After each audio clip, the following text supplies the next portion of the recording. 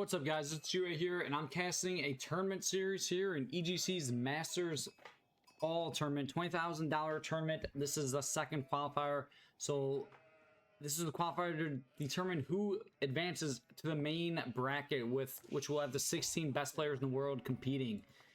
We have a match here between GIF Music, playing in the red color, versus Baxter in the orange. GIF playing as Japanese, and Baxter playing as the Tuklak Dynasty. Yeah, this is a best of 3. This is actually the deciding series. So the winner of this will advance to the main group, and the loser will be eliminated. So big series online here, as this is game 1 in this best of 3.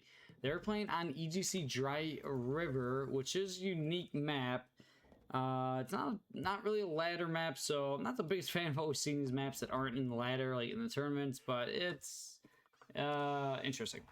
So yeah, let's look at the map. There's a bunch of fish. Yeah, a lot of ponds with like a lot of fish. So this map revolves around the ponds, right? There's like a significant amount of fish.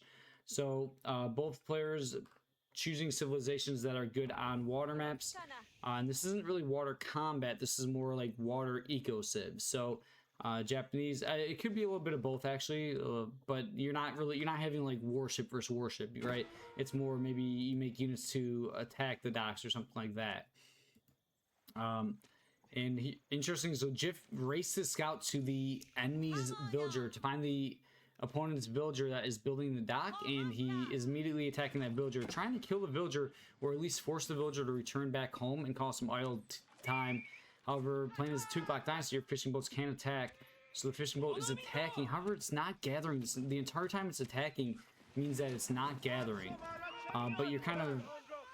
Yeah, maybe could have waited, but he's going to keep that villager alive. But now it's tough because this villager actually can't really leave the spot. Oh man, he actually really should have tried... Well, it's 10 HP. The scout does 1 damage each attack, so... it's risky going back home, but maybe just enough HP to get back home. But like this villager can't build another dock here. That's what I was thinking. The villager can't build a dock here because then the scout could attack the vill, and you know these fishing boats won't be able to attack the vill. So this vill's got to be very careful. And it looks like that's what Baxter wants to do. He wants to build another dock, but this is very risky now. He can always, like, if the villager starts getting attacked, he can pull the vill back to these fishing boats. But yeah, and yeah, so you're just seeing both players open with docks in age 1 and make fishing boats. And the reason why you do this is because you kind of want to think of a dock as like a second town center. If you look at your regular town center, you train villagers in 20 seconds. So every 20 seconds you get a new build, buff your economy, and this is what I was talking about. Oh my god, Baxter, wow. Oh, this is close. This is gonna lose the villager. 2 HP vill. Fishing boats are trying to attack. 1 HP vill. Oh my god, oh my god, oh my god. Oh, the vill goes down. He could have maybe kept running too. The scout goes down. That's massive, actually. That was such a turn of events there. Oh, Baxter was so close to killing the scout and keeping his vill alive. Now he has to send another vill to build the stock. Losing a vill this early is really bad. But yeah, I think back to what I was saying. So you build docks because they act as like second town centers. In a way where you can basically train economic units, right? They're fishing boats, but the fishing boats can gather resources, where if you're playing on a land map, you can only build a second TC when you get to the second age. But on water maps, you're basically building like a second TC at like the 1 minute mark. So these guys are essentially on like 2 TCs, right? They have docks. I mean, now the Japanese player actually has 2 docks and a main TC, so there's 3 economic buildings that he's training units from. And now Baxter also adding a second dock, and now even a 3rd dock. So yep, that's why you see like there's no aggression. It's just making fishing boats and just booming your economy up. And yeah, we'll cast this whole game here live, just in slow-mo, or not slow-mo but regular mode.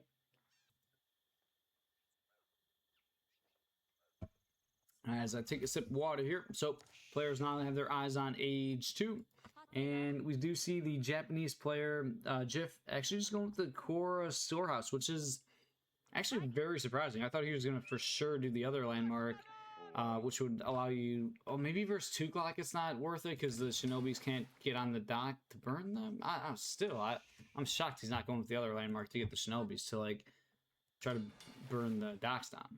It's really surprising, especially when you have so much food with the fish. Like this, the core storehouse gives you farms, but you don't really need the farms because you're gathering all of your food. You're gathering from like fish. Your sheep will last far longer than on a land map because of all the fish. Not to mention the berries, like hunts. So the farms are definitely a lot less valuable. So yeah, interesting to see the core storehouse here. And looking at Baxter playing his 2 Glock Dynasty, he is aging up with the Tower of Victory here. Now moving his economy around a little bit.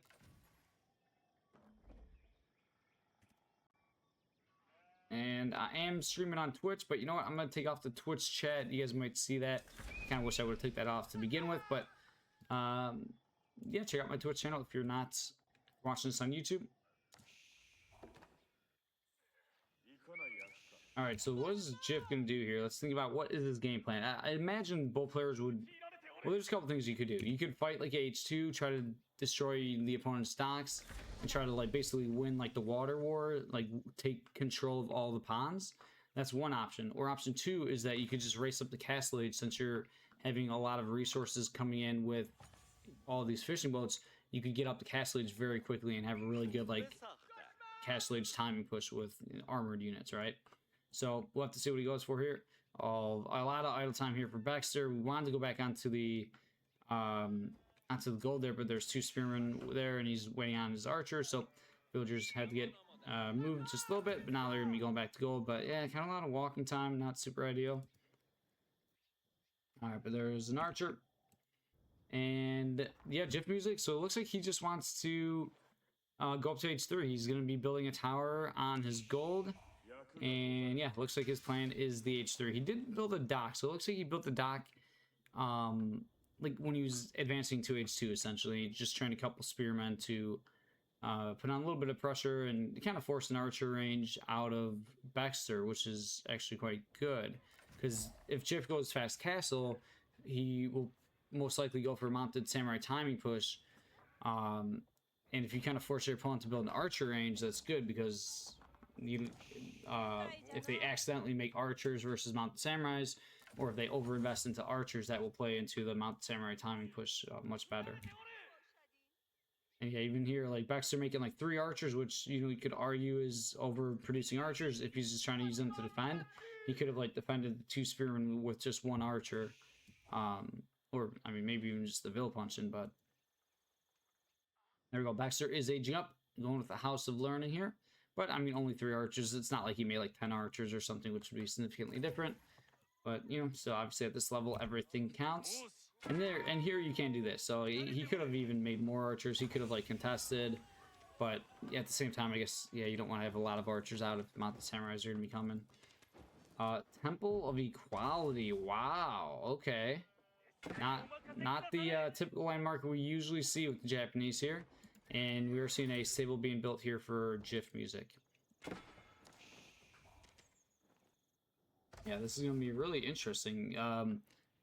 So, the Temple of Equality produces Buddhist monks and contains unique Buddhist technologies. Buddhist monks and Buddhist temples provide support in combat by decreasing enemy damage.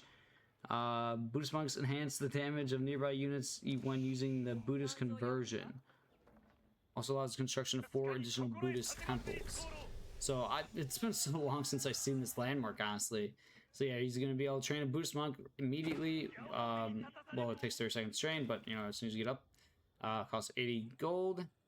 And 5 mountain ministers. Every 6 seconds applies whatever the hell to the closest enemy. Reduces the enemy's damage by 50%. For 60 seconds. Oh, that's really good versus elephants. That makes sense. Versus like very high HP units, very expensive units, you can reduce the damage by 50%. Wait, whoosh! Reduces the enemy's damage by 50% for 60 seconds. Okay, maybe you can only do 1 at a time, but still, for 60 seconds, that's a long time. Okay, and we are seeing double stables coming out of Jiff here. There you go, the relics are being picked up at the moment. We do see veteran archers, but we're and more archers being made. Oh wow. Okay, that was not what Jiff wanted. Just completely deleted a mounted samurai there. It's actually quite bad. Surprised he got so sloppy with that mounted samurai there.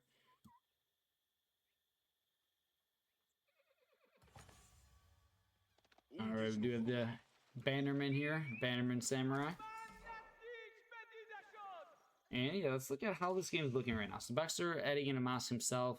He's gonna try to pick up some relics, and now adding in a stable for knights, and then a blacksmith. So yeah, interesting game. Looks pretty even. Archers are trying to just deny the monk from getting the relic, but the bannerman here is gonna be able to clean up these archers quite nicely.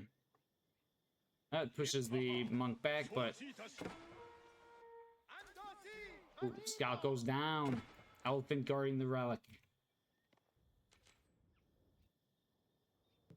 What is the foul up here from Jiff? Got the double stables. Now adding in 2 archer ranges and even double tower in the gold. So yeah, going with the knight archer comp, it looks like.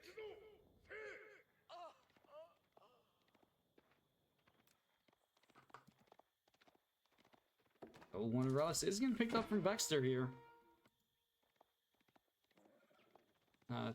Wants to pick up this relic, but there is the elephant. Ooh, can he do the ability here? Let's see, does he do it? He can do this, right? How does this work? Oh, he has it. He did it. So reduces enemy damage by 50%.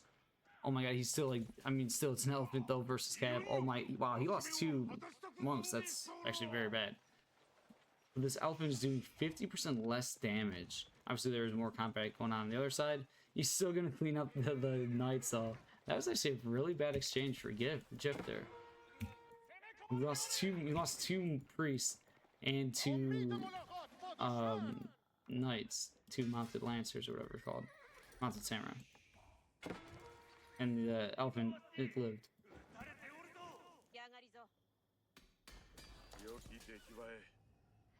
Alright, so we have a relic. This is a second relic for Jiff. Wow, oh, he's going heavy into the temples. Yeah, so he's going to be going with the very interesting monk play here. This is going to be an exciting one to see.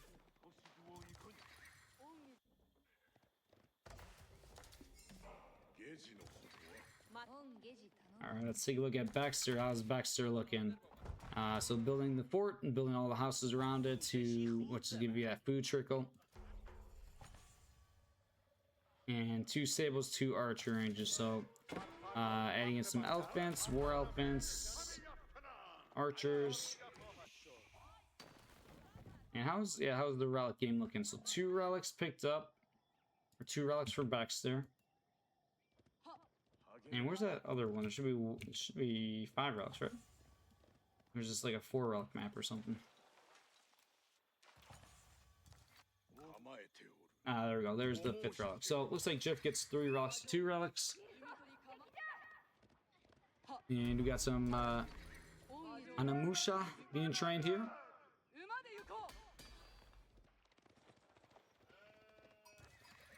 Imam out of position here, capturing sacred sites by going down right away. Yeah, it's interesting. The docks got up, and then none of them really tried contesting either player's docks, which is actually interesting.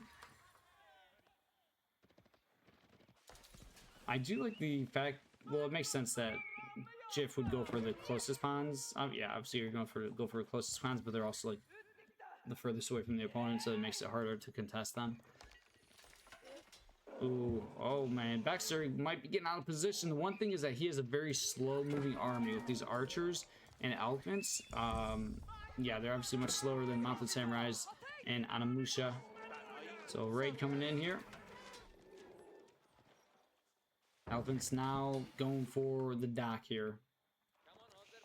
See how much fish is left. There's still a lot of fish actually. Yeah. So yeah, it's actually really nice to kill this dock.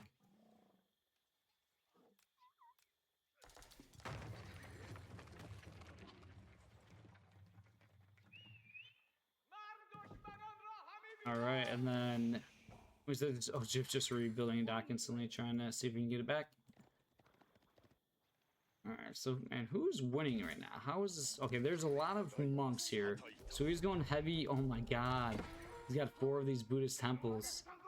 This is gonna be so interesting to see how these engagements go with the monks here. This is wild. This is something you don't see very often, guys. Oh, so now I'm going mainly Anamusha and the Buddhist monk. Oh, and yeah, they give like gold, right? I literally have to like reread this guy's description, or I should be talking more about it. Oh my God, elephants are way out of position. Like way out of position. Oh, Baxter, what are you doing? There's some raiding going on over here, but yeah, Baxter really overcommitted with those elephants. Oh, attack with the archers. Oof. Oh my God, look at that. Oh wait, that's like freaking...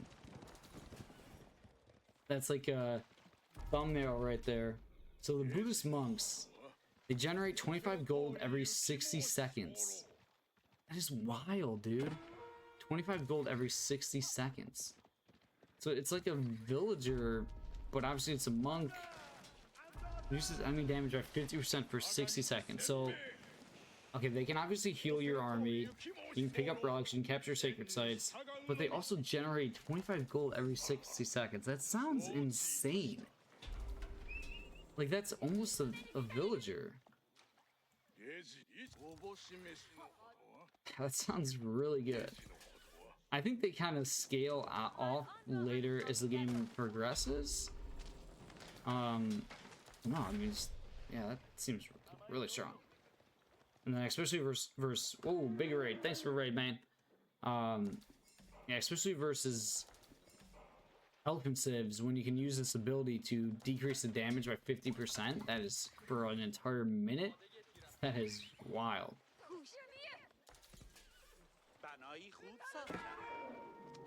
3 sacred sites are captured. Jeff Music moving in here to try to get some villager kills. Ooh, he has 13 vill kills already. It's like, wow, I must have actually missed some raids, but yeah, that's a lot. Maybe fishing boats, you know, are part of them. Fishing boats do count as villager kills. So here we go, one more going down. It's 14. Oh, Baxter has a lot of resources in the bank, though. Actually, like a lot.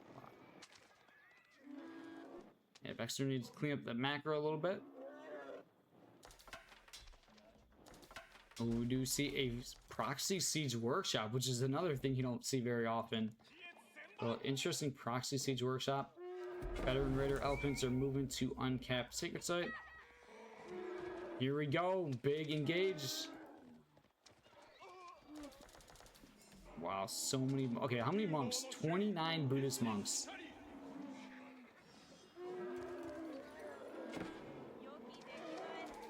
And here we go, go time.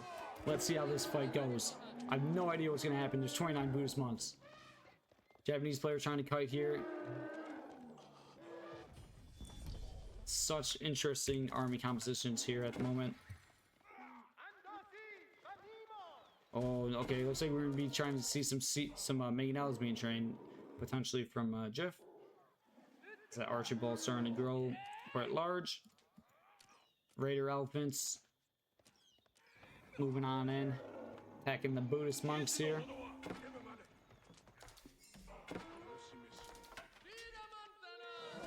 Oh, a Treb. Wow, was that an accident? You queue up a Treb first. Okay, now Baxter's looking like he wants to push. Choke points are going to be really important here. Oh my God, here we go. This is full goal time. Mounted Samurais charging, getting out to the front line. Elephants repositioning. The Buddhist monks are here. What is happening? Still hard to judge the way this is fight. A demo goes into the elephants. A random Treb gets trained for some reason. I think he wanted that to be a Mangonel. Why is a Treb firing away? Japanese seems to be holding strong here as the Tuklak Dynasty is now retreating. What a weird fight. How many Buddhist monks are these? 29 Buddhist monks still alive. That's going to be so much healing, especially as the unit numbers are starting to get lower. The healing becomes more relevant. You can out heal so heavily with this many monks. And Baxter is getting pushed back. What is this build we are seeing? Is this the new meta for Japanese? I have heard of this build before. I have seen this build in the past, but most casual players are probably like, what the hell is this? It's a very rare build. You don't see the Buddhist monks frequently. It's very rare to see. Yeah, I have seen players try this before with limited success, but always really cool to see something different and unique like this. And yeah, I'm sure 99% of viewers have never seen this before. So, at least in competitive play. So, yeah, what an interesting game here we got. As now Treb is firing away. Maybe he did want the Trebs to basically just fire away slowly, and you could just sit on the Trebs with all these ranged units and all the monks healing. It's like a very good army composition to do a slow push.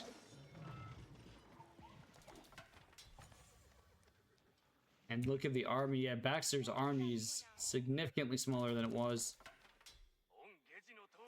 Adding another fort here.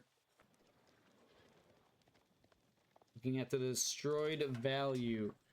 Jifted has destroyed like 12,000 res compared to like 10.5 of Baxter. So yeah, Jif taking some better fights here.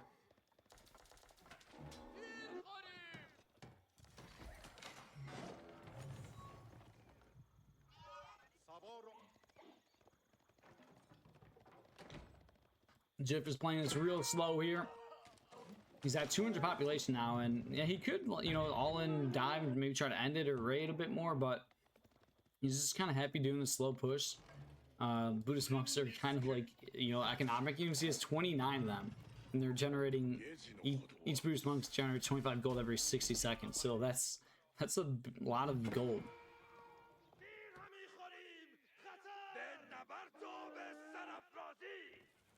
And second Treb now produced. Going to continue to push forward here. Spexter's trying to mass up an army. Wants to delay this fight for as long as he can. Meanwhile, Jif is just stockpiling resources, though, getting closer and closer to Imp. And he's going to continue. He's happy doing a slow push. I mean, he could try to maybe do some raids, but yeah, I guess just with lots of forts.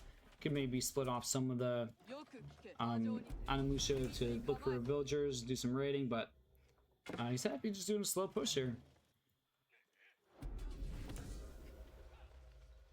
He's trying to keep the sacred site capped here, or recap it at least. Raider Elephant killing one of the monks here. Now 3 Trebs, so yeah, Baxter's getting pushed on a clock. He can't lose. Yeah, he doesn't want to lose his fort. Ooh, fort is getting targeted here.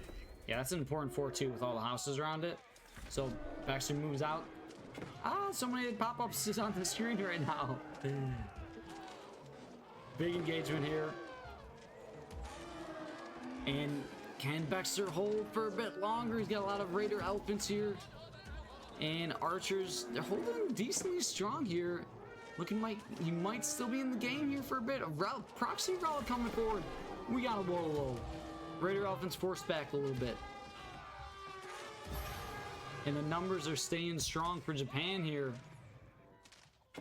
The Buddhist monks just on the front line healing, and I think not even enough archers to like one hit them now, so they're shooting and then getting back to like full HP immediately. What a wild game. If this is the first time you guys are seeing the Buddhist monks in play, let me know in the comments down below. I'll upload this to YouTube. If you want to see more content, let me know. As the Tuklak Dynasty looking like they might be on their last leg. He's holding a little bit, but still the Japanese numbers are staying pretty strong.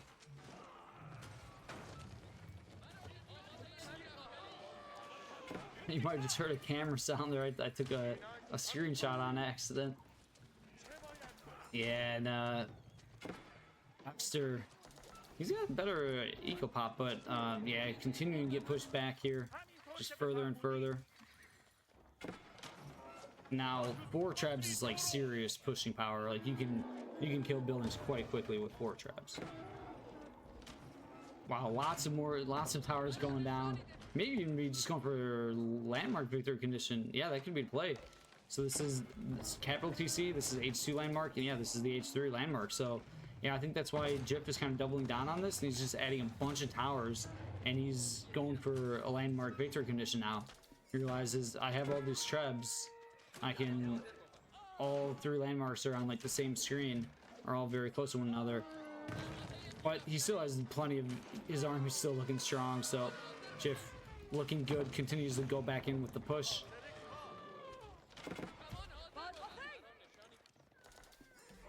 And Baxter backing up as much as he can here. Even seen some mounted samurai or some veteran samurai getting into the mix. Ooh, yeah, those boys will tank a lot versus the archers. And this is House of Luring on fire now.